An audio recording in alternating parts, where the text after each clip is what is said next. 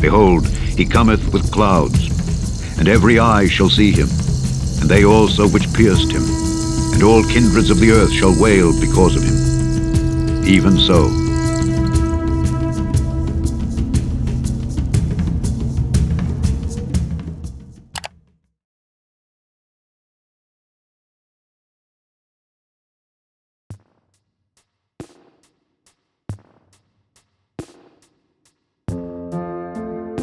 Time seems to be speeding up, and some things don't seem to be changing. People continue living, many in a dissatisfied state, and with many making their frustrations known, albeit excessively, which tends to be the consequences of frustration. We've had a few strange years, with people feeling cornered like I've never seen before. People's livelihoods are changing. Many jobs have gone. Inflation is well in effect.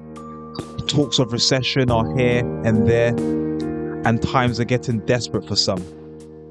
Others are in complete disarray and have resorted to tragedy, thinking that all hope is lost, when in reality, it isn't. Either way, the environment is changing, with at least some taking note. Elsewhere, the concept of war is changing. A few years ago, we would turn on the TV and war would seem so far away from the doorsteps of the West. But now, not so much. And the soldiers on the doorsteps, they won't represent the heroes one would have hoped for.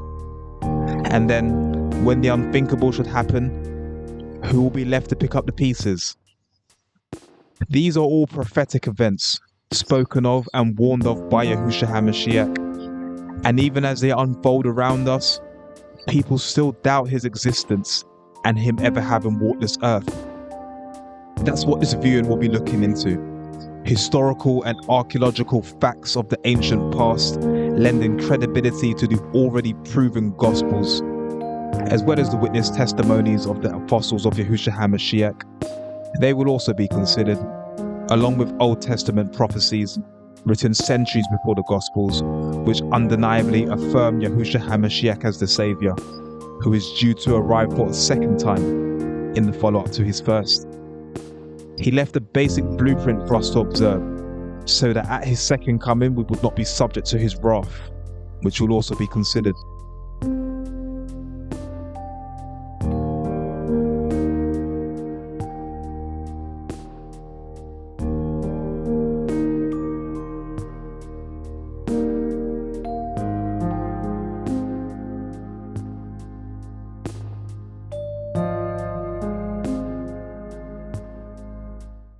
So there is a lot of evidence. I mean, there is so much evidence. I know in the crowds you all run around with, it's commonly thought that Jesus did not exist. Let me tell you, once you get outside of your conclave, there's nobody this is not even an issue for scholars of antiquity. It is not an issue for scholars of antiquity. There is no scholar in any college or university in the Western world who teaches classics, ancient history, New Testament, early Christianity, any related field who doubts that Jesus existed. Now, that is not evidence. That is not evidence. Just because everybody thinks so doesn't make it evidence. But if you want to know about the theory of evolution versus the theory of creationism, and every scholar in every reputable institution in the world believes in evolution, it may not be evidence, but if you've got a different opinion, you better have a pretty good piece of evidence yourself.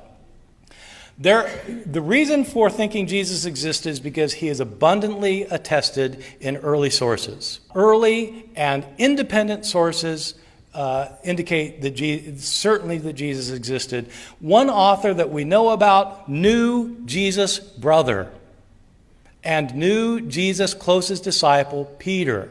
He's an eyewitness to both Jesus' closest disciple and his brother. I think that atheists have done themselves a disservice by jumping on the bandwagon of mythicism, because, frankly, it makes you look foolish to the outside world. If that's what you're going to believe, you just look foolish.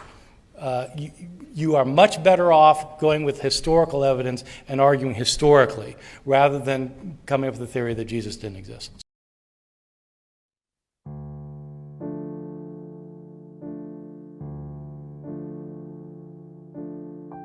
Bible scholars, and virtually every scholar of the ancient past within the classical and Middle Age periods all agree that Yahusha Ha'Mashyach existed.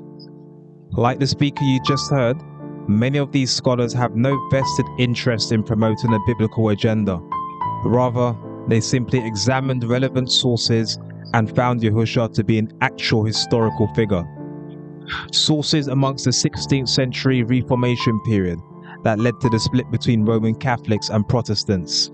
Sources from the 14th to 17th century Renaissance period, where Europe's main focus was on classical philosophy, literature, and art. Sources from the 5th to 14th century Middle Ages, otherwise called the medieval period or the Dark Ages, beginning with the fall of the Roman Empire, as well as sources from the 3rd to 7th centuries, the late antiquity periods, leading to the West and East divisions of the Roman Empire. Sources from these periods and earlier, going into the 2nd and 1st centuries, point to the factual historical Yahusha Ha'Mashyach. Christian sources, Jewish sources, pagan sources, and also general non-believers or opponents of Yahusha Ha'Mashyach never questioned his existence during these periods. This is known from the writings of Roman emperors and historians and government secretaries in the 3rd, 2nd, and 1st centuries, as well as through the writings of Christian apologists who came after. The idea of Yahusha Ha'Mashyach not existing is a modern idea. The idea began in the 18th and 19th centuries after the Reformation period. This was the period where philosophers like Immanuel Kant and Friedrich Nietzsche were given prominence, as well as the theory of evolution made prevalent by Charles Darwin.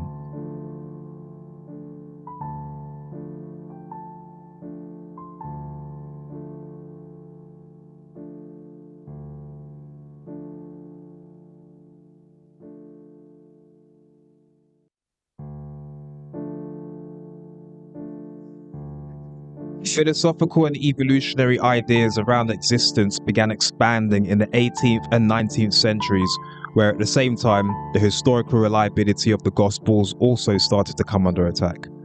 Albeit said, an invalid attack, because archaeological and historical facts surrounding the Gospels will be seen.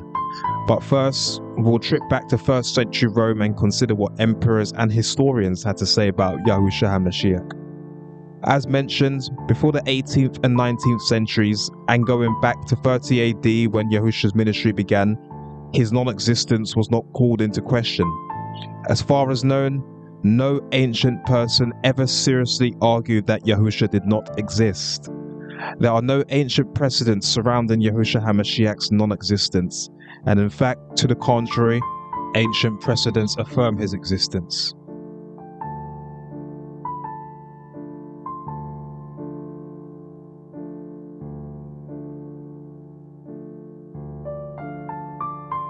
Tacitus was a senator and one of the best orators of his time. He was also a writer and was considered one of the greatest historians of ancient Rome.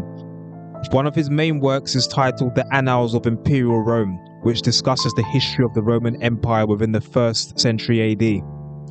It was written around 115 AD and includes a biography of Roman Emperor Nero, who in 64 AD was suspected of burning down an area of Rome where he was overseeing a building project. Nero shifted the blame onto Christians for the fire, and Tacitus documents the events on pages 365 to 366 of the Annals of Imperial Rome.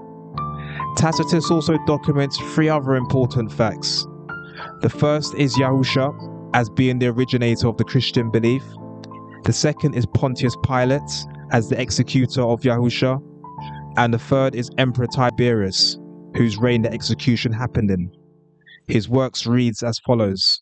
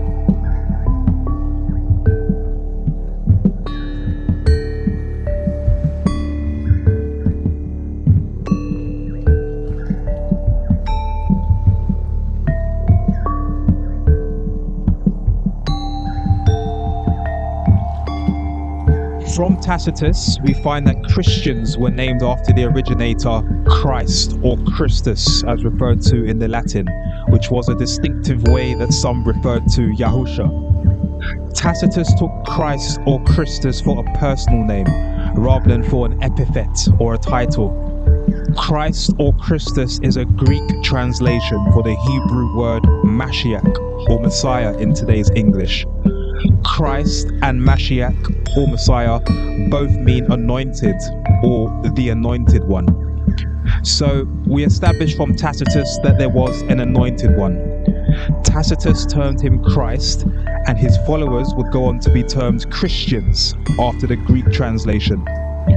Tacitus also confirms the anointed one's execution by the Roman governor of Judea, Pontius Pilate, who governed Judea in the time frame of Yahusha's death. Not only Tacitus affirms Pilate's existence, but also in 1961 during excavations of the Roman theatre near Caesarea Maritima, archaeologists found a limestone block with Pontius Pilate's inscription on it.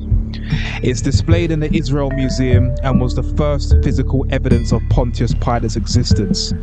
The inscription also confirms Pilate's title as prefect, or prefectus in the Latin, meaning high-ranked official, which the Bible also confirms. The inscription mentions Pontius Pilate and also Caesar Tiberius, who Tacitus affirmed as reigning emperor at the time of Yahusha's execution, which also aligns with the biblical account.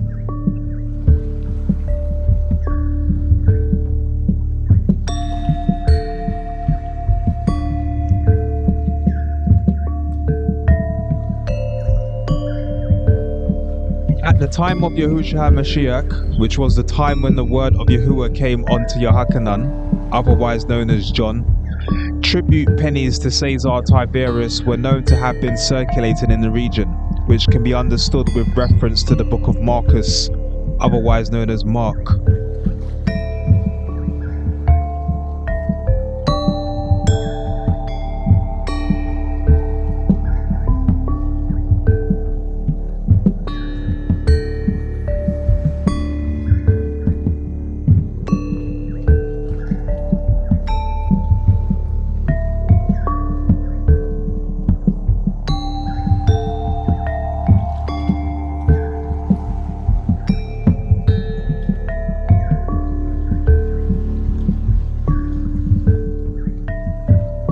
In the Annals of Imperial Rome, Tacitus documented that Yahusha's death was just a mere setback and that his teachings broke out again in Judea and Rome. And naturally, that would be expected of someone witnessed to have been raised back from the dead.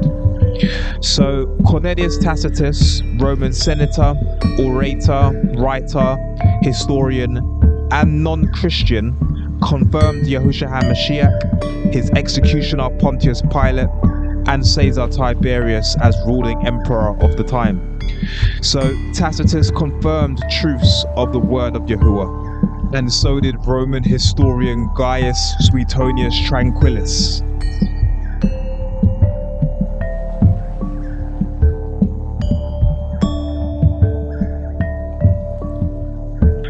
Suetonius was a Roman writer, lawyer, and historian, and was the chief secretary to Roman Emperor Hadrian, who reigned 117 to 138 AD. In 120 AD, Suetonius, being a historian, wrote of Roman Emperor Claudius, who reigned 41 to 54 AD. In 41 AD, Claudius wrote a letter to the Alexandrian embassy forbidding Jews from holding meetings and other activities in Rome. He warned of his wrath being upon them if his demands were not met. He warned of the Jews not to agitate for more privileges than they formerly possessed, and not to bring in or admit Jews who come down the river from Egypt or from Syria, or else he will by all means take vengeance on them as fomenters of which is a general plague infecting the whole world. On page 184 of Lives of the Caesars, Suetonius wrote the following, speaking of Claudius.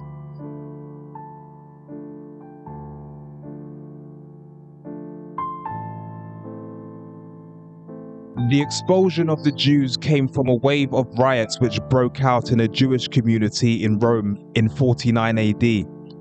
Christus, the Anointed, or Hamashiach, is documented by Suetonius as being the instigator behind Emperor Claudius's actions, which happened to further validate Bible historicity.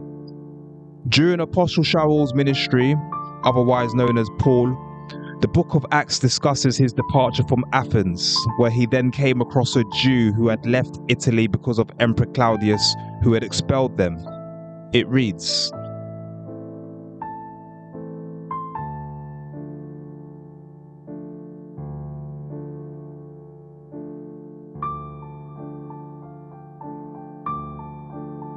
the Bible affirms Claudius's expulsion of the Jews, and Roman historian Suetonius documents Christus, or the Anointed One, as being the instigator behind the event, and thereby affirms Hamashiach's historically documented existence.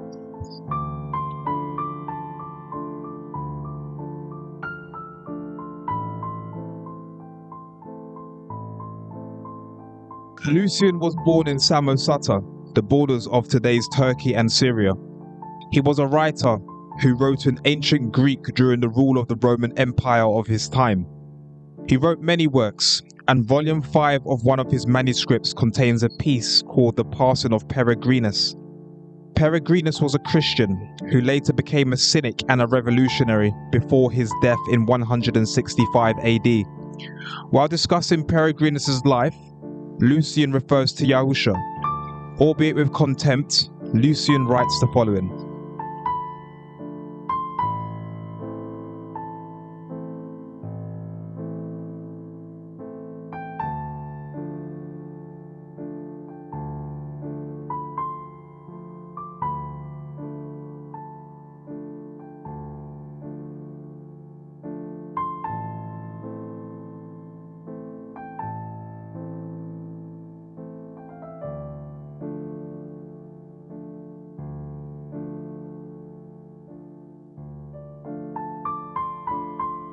As the word of Yahuah confirms, yes, Yahusha was and is a prophet. He is the head of the assembly. He did explain books of the Bible. He did give commandments. And yes, he was crucified. Although affirmed by Lucian, albeit with contempt, his writings still represents more independent evidence for the historical existence of Yahusha Ha'Mashyach.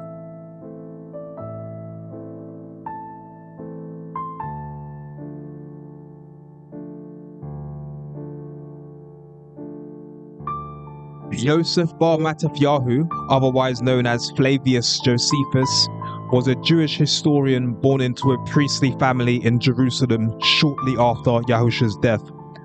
By age 19, Joseph was a Pharisee, and later in adulthood he became a general who fought against the Romans. After the destruction of Jerusalem in 70 AD, Joseph moved to Rome and became the court historian for Emperor Vespasian. Joseph's writings include Jewish Antiquities, written between 90 to 95 AD, where he makes 2 references to Yahusha. The second reference is in Book 20, verse 200 of Jewish Antiquities, where Joseph refers to Yahusha as one who was called Christ. The reference was made in connection with Yahusha's brother James, who was stoned. It reads,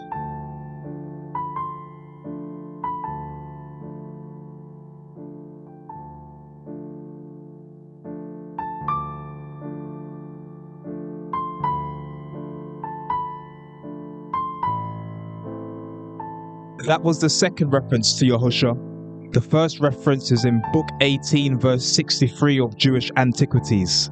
It reads,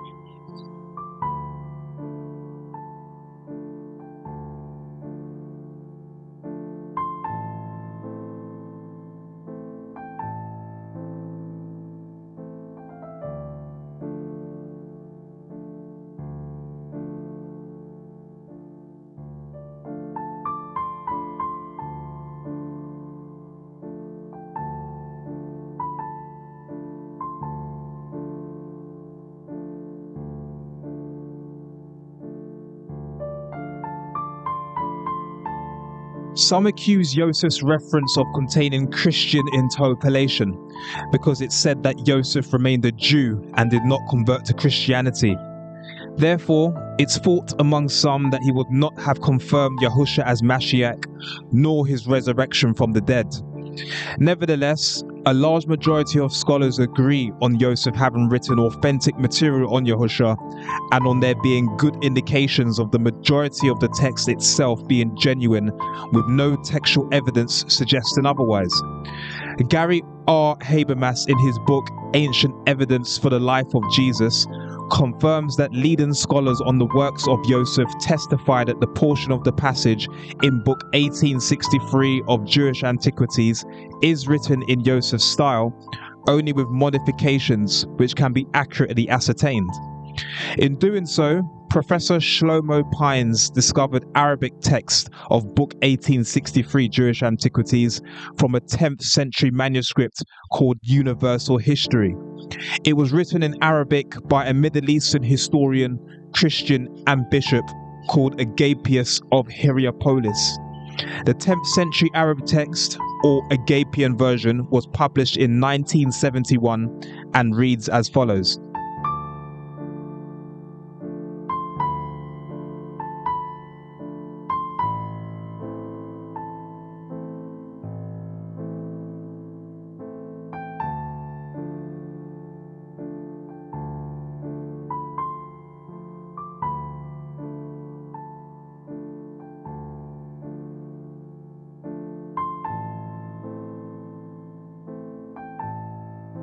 The Arabic text is largely accredited as Joseph's accurate account without any Christian interpolation, and Joseph Mattithyahu adds to the list of historical documentation surrounding Yahusha Ha'Mashyach.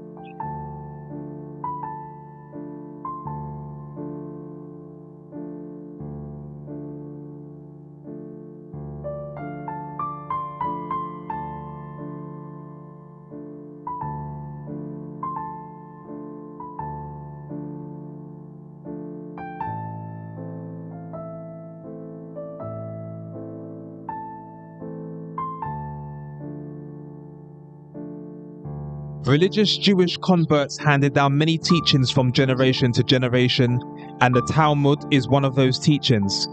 Initially, specific material known as the Mishnah was organized into subject matter by Akiva ben Yosef, also known as Rabbi Akiva. After his death, his student Rabbi Meir went on to revise the material before it was completed in 200 AD by Rabbi Judah. Ancient commentary on the Mishnah was called the Gemaras, and together the Gemaras and the Mishnah are what make up the Talmud. Its earliest period of completion was 70 AD to 200 AD, known as the Tannaitic period, where the views of rabbinic sages were recorded. In the Talmud is a significant reference to Yahusha, where it states,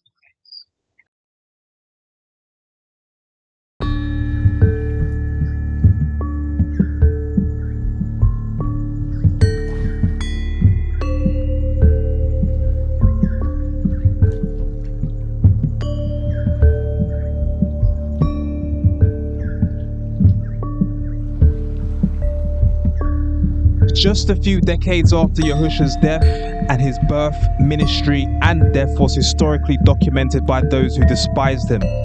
Horrific things are written of Yahusha Ha'Mashyach in the Talmud, to the point where you would think that with such animosity towards someone, it's surprising that attempts were not made to blot out his existence altogether. Nonetheless, despite the hate towards him, they do not deny his existence and confirm his execution.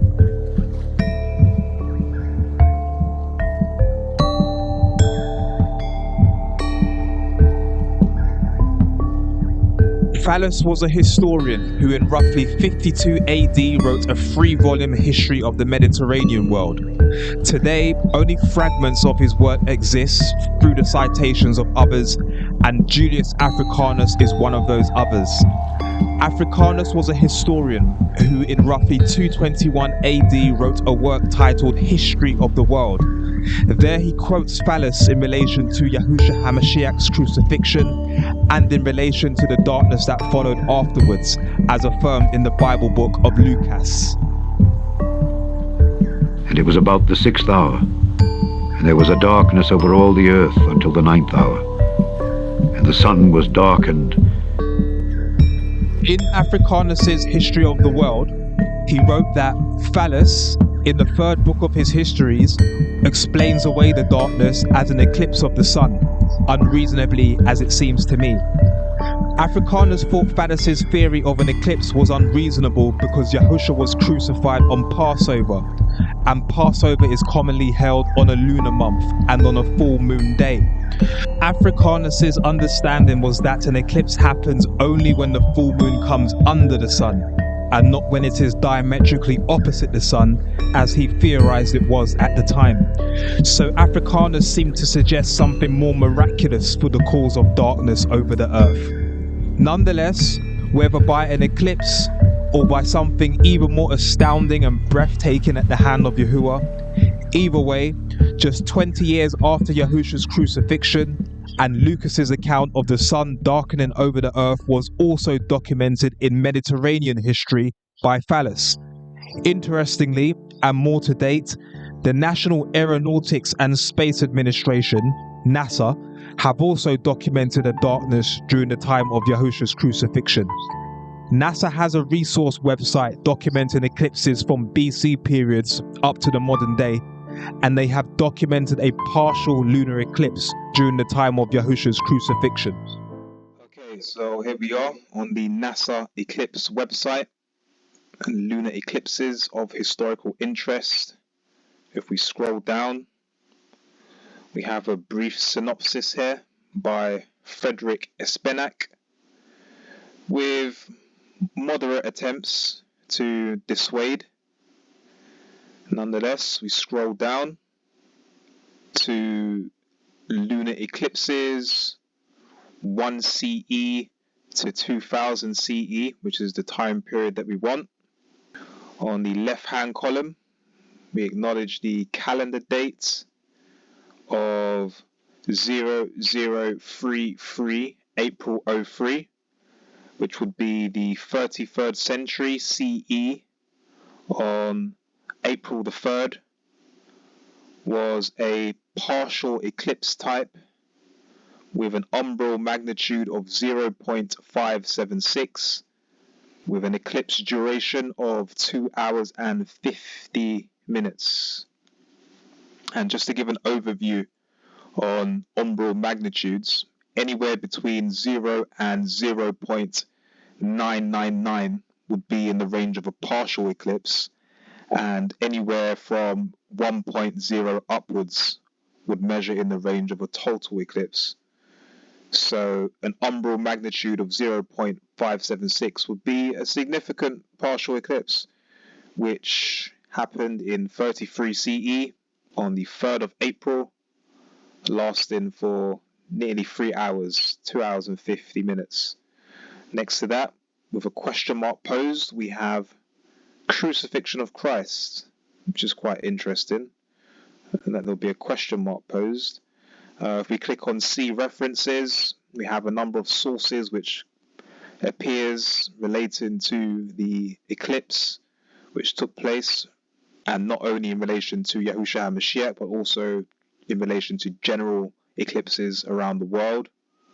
If we go back up to the relevant eclipse, it's interesting that NASA, a government-owned agency suspected of past cover-ups, like extraterrestrial sightings for one, NASA would have you question whether an eclipse on the 3rd of April in 33 AD, lasting, as the Bible says, roughly 3 hours, NASA would have you question whether or not that event was connected to Yahusha Ha'Mashyach's crucifixion in any way.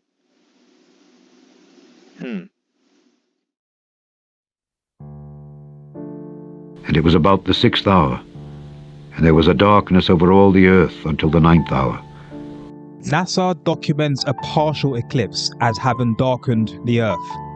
Now in Hebrew, the word earth is eretz and means the whole earth at large, or commonly it also means the ground or a region, area, country or land. And similarly, in the Greek, where earth translates as ge, meaning the earth as a whole, or more commonly the soil or a region or land, which is what Mattithyahu and Marcus both document at the time of Yahusha's crucifixion. Now from the 6th hour there was darkness over all the land unto the 9th hour. And when the 6th hour was come, there was darkness over the whole land until the 9th hour. A partial eclipse with an umbral magnitude of 0.576 would indeed darken the land or region, and it's fascinating that NASA has documented this event to have taken place on the 3rd of April, 33 AD, which is known to be around the time of Yahusha's crucifixion. Although Africanus seem to suggest something more extraordinary than an eclipse for the cause of darkness, nonetheless, a darkness over the earth around the time of Yahusha's crucifixion is historically documented by NASA and by Africanus, who researched the works of Thales, which altogether further validates the word of Yahuah.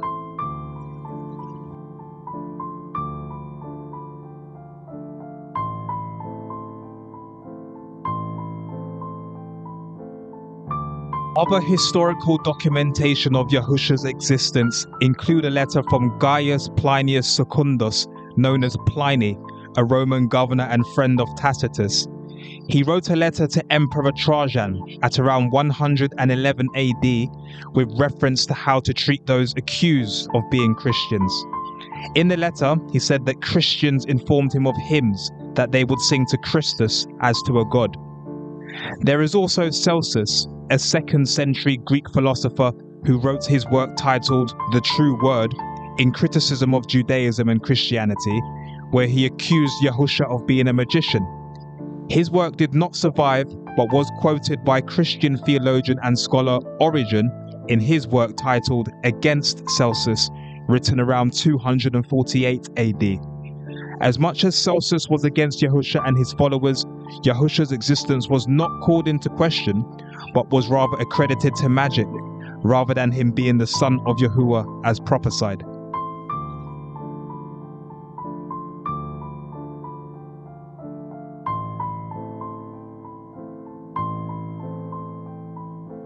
And straightway coming up out of the water, he saw the heavens opened, and the Spirit like a dove descending upon him. And there came a voice from heaven saying, Thou art my beloved Son, in whom I am well pleased.